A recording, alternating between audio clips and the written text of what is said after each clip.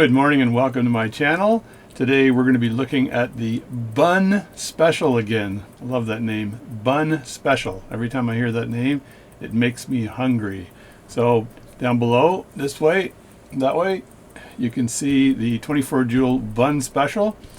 And you can also see that I have a cup of coffee here, just made, and it's decaf, so it won't shake. So what we had was a problem with the winding mechanism. There's two problems with this watch. One is the winding mechanism, and there was a small gear on it with two teeth missing. I had that in my previous 24 joule Bunn Special video.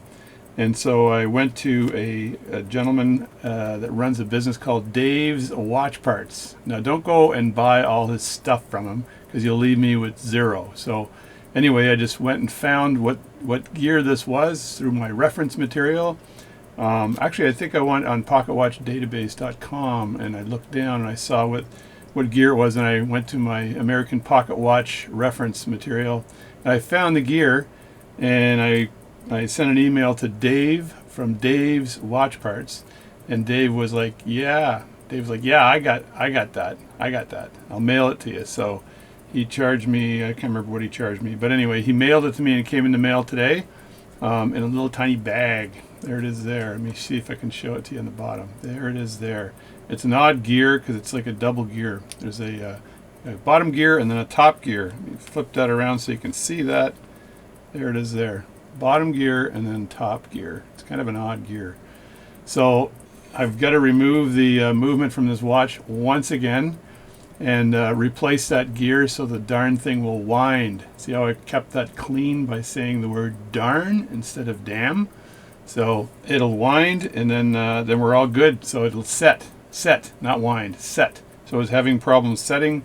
Obviously somebody, not the owner of the watch, BJ from South Carolina, not North Carolina, I've been told. Anyway, so yeah, this is BJ's watch, and I'm sure he didn't do this. He's a cool guy. So somebody, prior owner, probably tried to change the setting or set the time on it, and then hit that first gear that was missing, the first tooth that was out of the gear, the first tooth, and then said, ooh, maybe just push it a little harder and it might work, right? So they pushed it a little bit harder, and it broke another tooth. So it was a double tooth missing. So it kind of looked like your kids when they lose a tooth, and it looks kind of stupid. But so, and you can't really replace a tooth that small on a gear like that. You could try, maybe you could do it. Maybe you could use JB Weld and try to put a tooth in there of some sort. But you can do it for the bigger gears. But this one here would be very tricky. So just ordered the part. As you can see, I've got scruffiness this morning, and that's because it was a long week at work and I didn't bother shaving the last couple days. So there you go. So we're going to tackle this today. I'm just going to take this watch apart once again and replace this. And then the second thing I want to do with this watch, because it has a problem, it works absolutely perfectly in all positions except pendant down, which crown down. So, and it's an old lever escapement. It's got one of those stick levers like this. Instead of a pallet fork, it's got a stick with two jewels on it.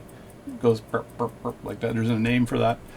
And it's got to be, it has to have something to do with the side shake on that or something, right? So, and maybe the guard pin is hitting the top of the roller table or some crazy thing. So I'm going to see if I can look at that. The trick here is not to screw it up anymore, because it's actually working really well in all positions except that one position. So I'm going to have a look through the side and see if I can figure out what's causing that. I may get under the microscope with this, and I may do slow motion to see if I can see where that is rubbing and what the problem is, because I'd love to fix that problem.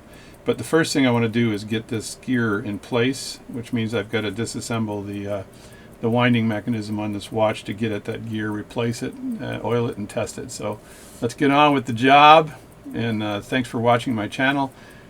Please subscribe, hit the little bell, and you'll see when I've got new videos on. I threw a guitar video on of a song I wrote, and it's kind of Spanish with me playing. I'm playing the rhythm guitar, and then a video comes in from the side overlaid where I'm playing the lead break, or sort of the lead for that, like the melody on top of that, and I've got the crayon outline thing happening. But it's a nice song. I kind of wrote it on the spot, and it's kind of makes you relax. It's kind of Spanishy. So I had that as one of my comments, I think, on my channel, so you can find it. It's called Into the Light. So you just search for Into the Light, J.D. Richard. It's actually Richard, but no one knows what the hell a Richard is. So it's J.D. Richard, R-I-C-H-A-R-D, Into the Light. So, and if you're interested in my service, send me an email at jdwatchservice@gmail.com, and let's get on with this video. One more note before I start. I'm replacing these glasses with bifocals with a line across, so that the top part is 1.5 and the bottom part is 3, or as the optimist told me, you'll be fine. Anyway, very bad joke. Yeah, anyway, I had a problem with my eyes. I was seeing spots, and then my buddy said, have you seen a doctor? And I said, no, just spots. Oh my God. Anyway, these things are going to be replaced, and I've got probably 60% the top will be 1.5, so I can see the computer properly, and then 3 in the bottom, so I can look a foot down on my keyboard and or my mat or whatever. So it's good for work and watchmaking and everything else, and I don't have to keep flipping between these two glasses, which often pisses me off because I'm always doing that. And this loop on top of the 3s is going to work exactly the same way, so there's no problem there. And like I said before, I use this loop on top of the 3s like this when I'm doing watch work, and then I flip to, and that's I believe this is a 5 times, and then I flip to my 7 times when I want to get closer. And let's get on with this work. Okay, to do this, I've got my Bergeron pad here that you can see from the upper left-hand camera there. And my coffee, which is absolutely necessary this morning. So like I said, a decaf, so I'm not going to spill it on anything. And I'm going to open this movement up. Now, I didn't take this out before, right? I left this the way it was, and that way I could very easily remove this. I didn't bother taking the hands off, so the hands are just on the side there. So what I need to do is just take out this movement, and I want to actually take the balance off of it after I remove the movement. I don't think I can take the balance off with the movement in place like this, because it would be very tricky, I think. So I just need, but I want it out of the way when I work on the setting mechanism, right? So I don't want that to interfere with the watch at all. So I got the close-up camera just sitting there, kind of in an annoying position. And that's to allow you to watch this, watch my service. Why does this always seem like it's out of focus? Anyway. So I'm just going to set all this aside here. This one here I didn't remove completely, but probably not necessary. And that's dropping down now. So I want to take this like that and then drop that onto my glove, hopefully. It's going to fall out nicely. Be good, be good. There we go. It fell out nicely. Yeah, there seems to be a little bit of an end shake or a wobble on the balance. Hopefully I don't have to do balance staff work. Yeah, I can see that right now. So I'm going to take this out now. That might be what's causing the problem, by the way. I'm going to look at the pivots of this balance. I didn't expect to have to make a balance staff, right? That would not be good. But you never know. But I'm looking at this right now, and I'm looking at a little tiny bit of movement there. Right there. You can see that.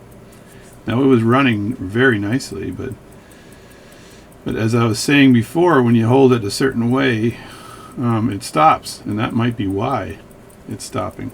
So this little project might be worse than I thought.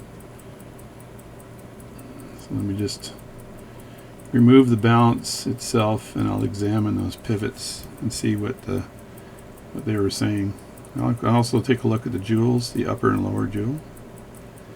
And I wasn't expecting to have to make a balance staff for this baby, because that's a whole other activity.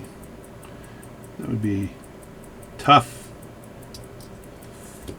but not impossible. Tough but not impossible, as they say. So I'll check that after, and you put that down on this nice Bergeron movement holder. There we go, nice and cozy. And I'll just dangle the balance here for now, and I'll have a look at that after.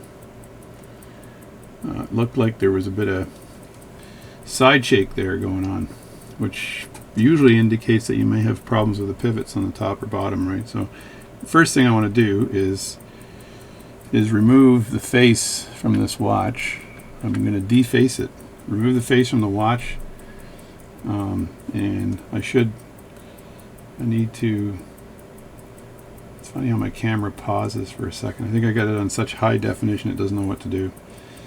But I need to remove the face from the watch to get at the winding mechanisms. I keep saying winding mechanisms, but it's the setting mechanism that I'm really working on, not the winding one. So I don't want to remove this screw completely because I'll lose it. So I'll just put that in a little bit. And take the face off. Face Off. That's a hockey movie, I think. If you guys recall, Face Off was a hockey movie from way back in the day. I think. Yammer, yammer, let him blabber. So I'm very carefully just taking these dial screws here and backing them off a bit. And I just want to move that, get that face out of there. And I got the world's nicest guitar fingernails that help here. So I think that all you watchmakers out there should grow a fingernail on one finger, but drug addicts do that too, so I think that might not be a great idea. You could get arrested for watchmaking, which wouldn't be great. So there we go. The crystal, or face rather, is off the watch.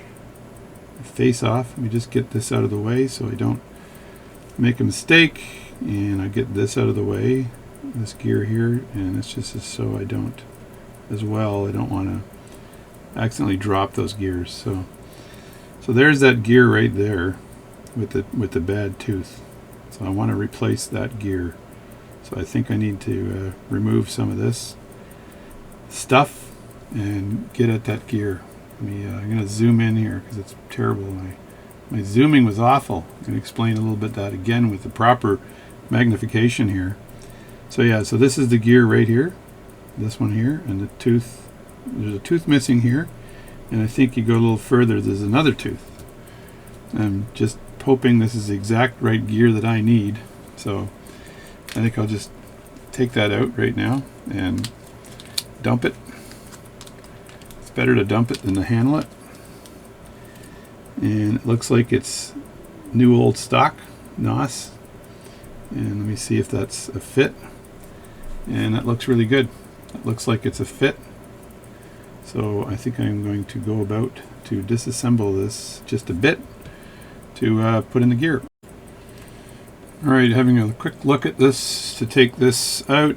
I've got to remove this spring first because it looks like there's some tension maybe on that. So I'm going to see if I can unscrew that and just lift it up. I don't want that to be in the way. So it's a little tiny spring here. And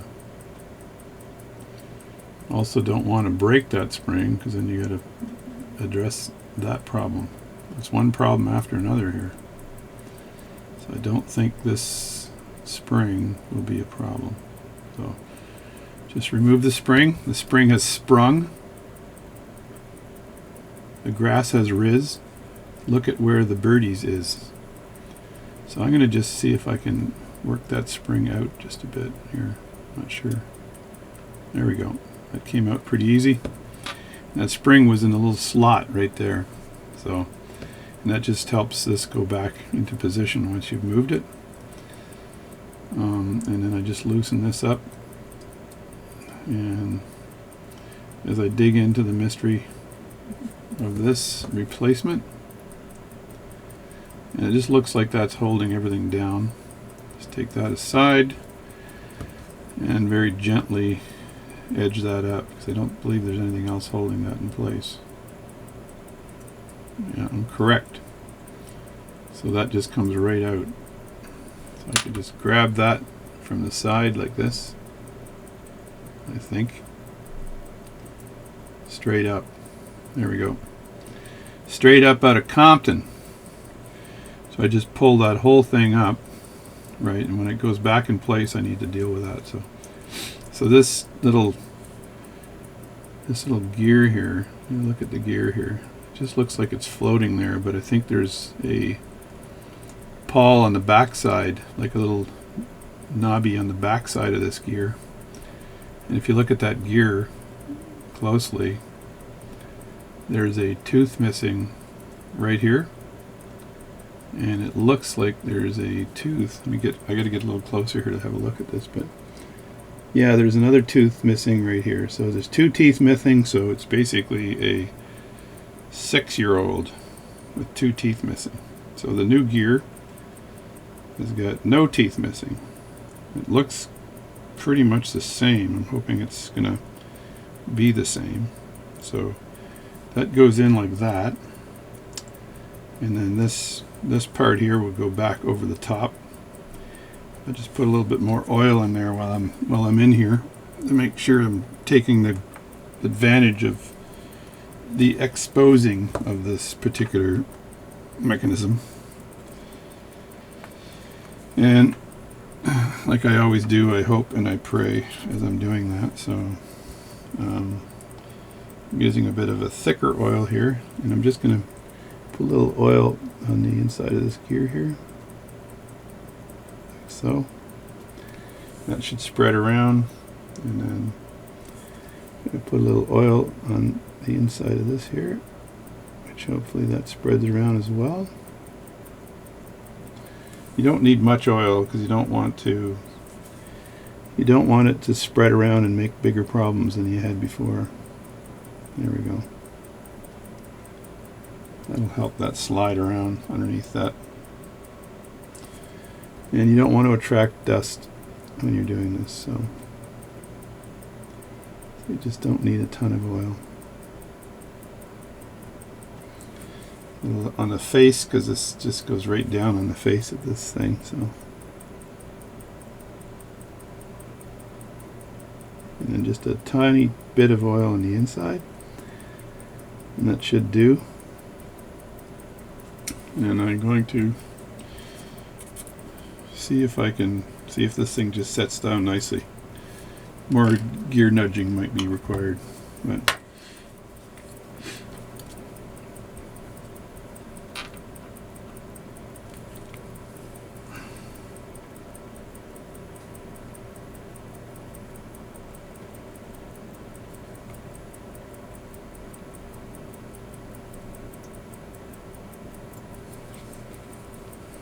okay, so that's down there like that, and then just have to nudge that into place, I think.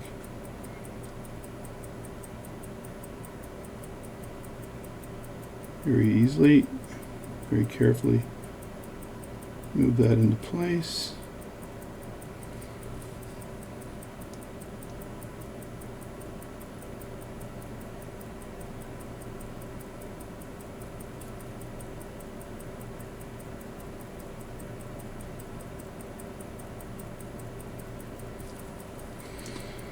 And what I might do is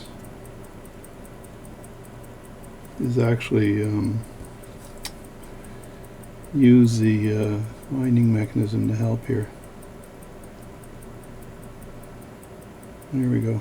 That's going down now. So that's down there on that side. I'll put my finger over the top here. I believe this is down here on this side. Yeah, that's good there. I think that's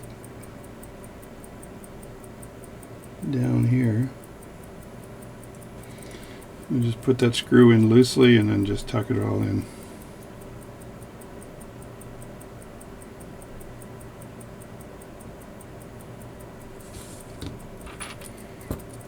Alright, screw, go in.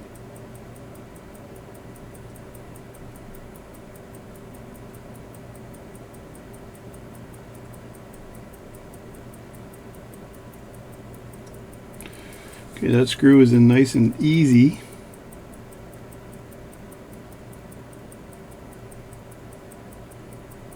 This has to go down.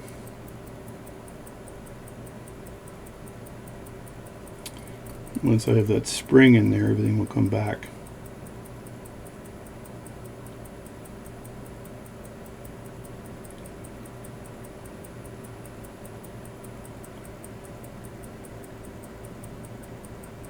There we go, it's settled down there nicely now.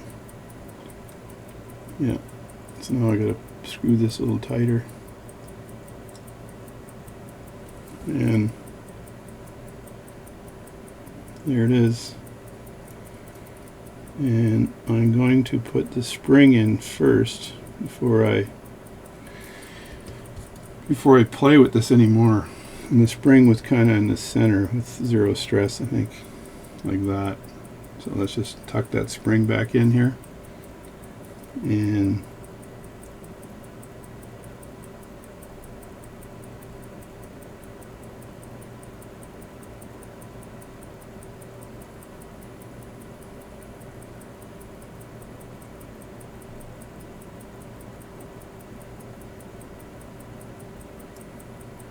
just move this back in place. And then line the spring up here properly. It's as far back as it goes. And the spring goes in the slot like that. I don't want it to fly out. So I'm just going to put this screw back.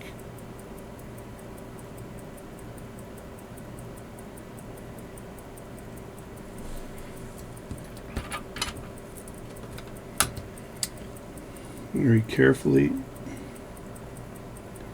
And put my finger over all of it so it doesn't fly out on me.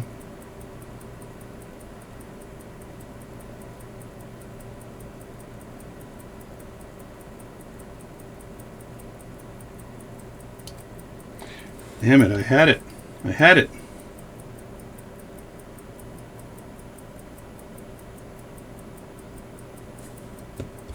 Pick a little bit bigger screwdriver here. Got to pick the right screwdriver for the right screw, by the way. Then I'm going to hold my breath again.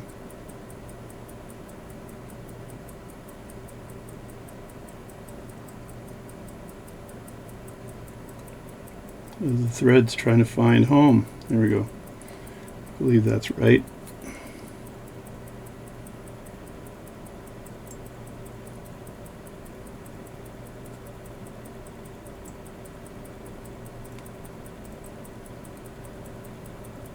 There, that's tight now.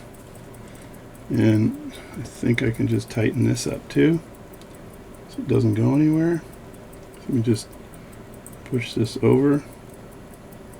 You see the action there?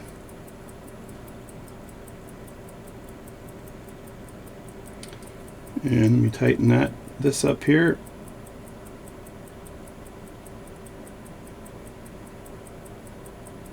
Make sure there's still action going on here. Yeah, it's good. Like that.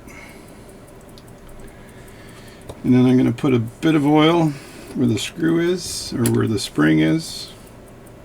Just a tad of oil where the spring is, right here on the top. And work that in.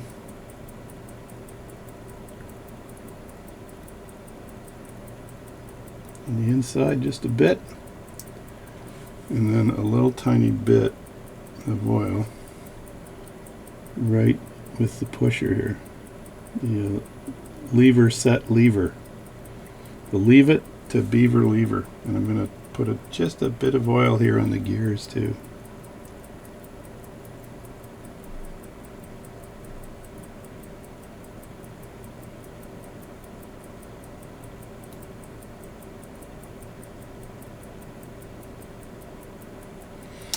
Alright, so that should do.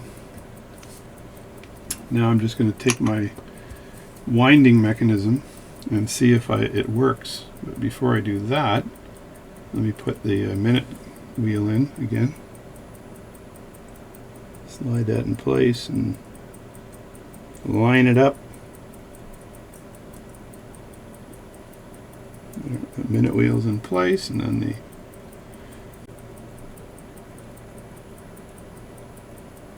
like that. There we go.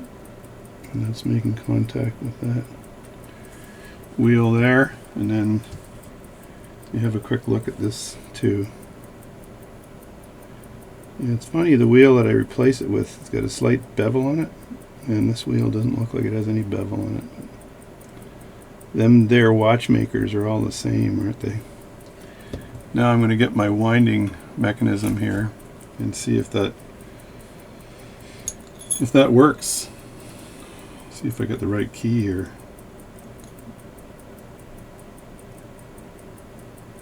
It's too small, too small. It's my bench key. So the bench key, if I turn this like so, I'm winding the watch like this actually, which I have no problem with. I'll wind that for a second. And you can see how that moves there, right? Which is nice. And then when you have this out, like so, it should turn everything. If it doesn't, I'm screwed. There we go. Oh, that's nice and smooth too. So there you go. That wheel has now been replaced and it's really smooth. So that's working really nicely. I'm just saying. So now the next thing I need to do is have a look at that, at the balance, and examine the balance and the end shake. So I know those jewels were fine, so I'm not sure what was going on there. So that works. So that sets the watch, because that's the hour wheel and everything's spinning nicely. So we're good. So that's good. Done. And let me get my Rodico out here. I just want to do a little bit of Rodicoing here, just for a second, because it deserves it.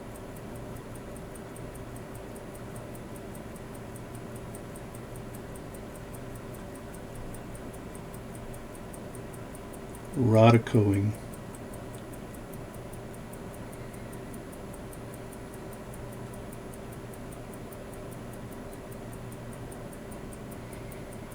It's a bit nicer. It's amazing what this picks up. So I never did Rodico this after the wash. So it's I wasn't intending to take this apart before, but it didn't matter because I've taken it apart now and I've oiled it a bit. So it's all good.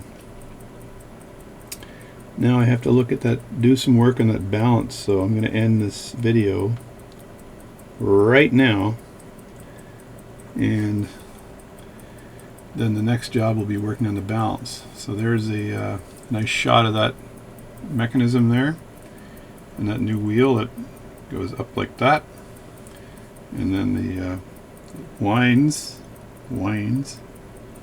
very smooth. It's like, oh my god, this is smooth. That is so nice feeling. There's no friction at all. So perfect part, works really well. No issues. And I just need to look at that. Look at the pivots on that balance. There maybe have to be some further work on this thing, because if the pivots are worn, if the pivots are fine, then great. But if the pivots are worn, then it might warrant a job, may warrant a new balance staff, which is a whole other activity. I'm a wanted to say. So that's it. All right, part one of this adventure, or the re-adventure, is has been finished. So the gear that I was replacing, as you has seen, this little gear there on the bottom, it has two broken tooth with that top gear. right? 2 broken teeth that I showed you. So, and that's just abuse, I think. Once one tooth is broken and somebody wants to wind it and it's stuck, they just continue forcing the part. So you never force parts. Never force parts. Right tool for the right job, and work your way from left to right. Just tips for you. Anyway, so this was replaced. I oiled this up nicely. I had to remove this little spring here, and it all works very well, as you saw. So the arm comes back, and then this arm, I believe, at some point in time probably had a spring in here. I'm not sure where that spring would be, but when I reassemble this too, I'm going to see if I can find a leaf here to keep this hour wheel down. So we'll see if I can find one of those as well. It didn't have one in it, which is strange. So, but the other problem with this watch I saw is it's a little bit loose, which means one of two things: either the upper jewel on the balance is worn, which I didn't think it was because I looked at it. I didn't think there was an issue there. Or the upper pivot on the balance is worn. The lower pivot looked fine, and I'm going to have a look at that because I think that is what was causing the watch to stop. Because if it's got a little tiny bit of side shake, the guard pin is going to probably make contact with the lower part of the roller table. I'm trying to remember stuff. So anyway, so I'm going to get at that video. I'm going to basically call this one a success, as you saw. So it's going to be able to set nicely. The setting mechanism now works. That new wheel is in there with its pinion on the top, if that's what I want to call it. So it's a gear and pinion, and that gear's in place, and it works really well, and away you go. So that's it. So thanks for watching this video. Stay tuned. I'm going to be working on this in a few minutes.